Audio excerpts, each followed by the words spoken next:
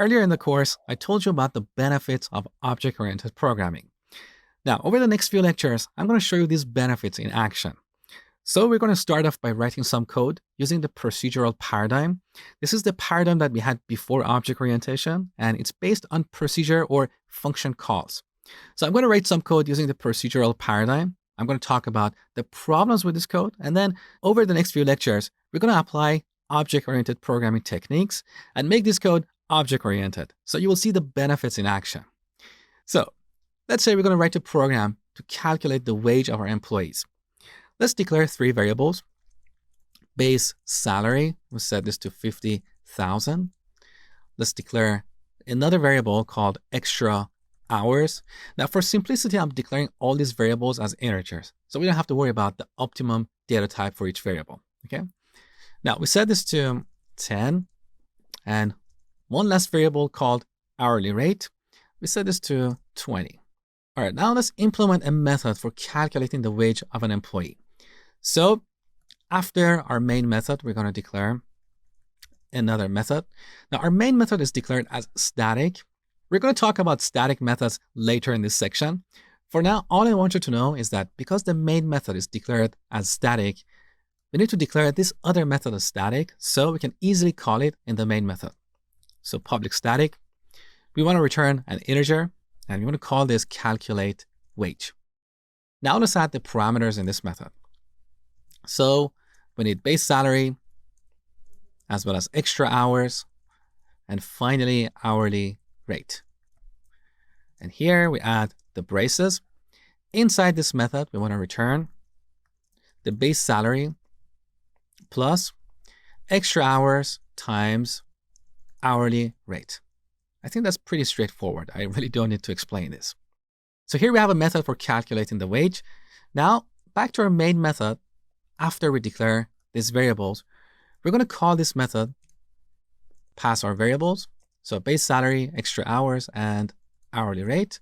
This will return an integer, so we can store it in this variable. And finally, we can print this on the terminal. Very straightforward. So take a look. Here's the total, 50,200. Now, what is wrong with this code? Well, technically, there is nothing wrong here because this is a very simple program. Our main method has only 5 lines of code, and we have another method that is only 1 line long. However, if we extend this program, if we add more features to it, with this style of programming, we'll end up with a very fat main method. So our main method is going to get bloated with so many lines of code. Yes, we can definitely extract some of these methods and put them in other methods in this class, like our calculate wage method. But again, our main class will end up getting so bloated. This is what we call procedural programming. So we don't really have the notion of classes and objects. We have a bunch of variables and a bunch of functions, also called procedures. We're simply calling procedures in this program.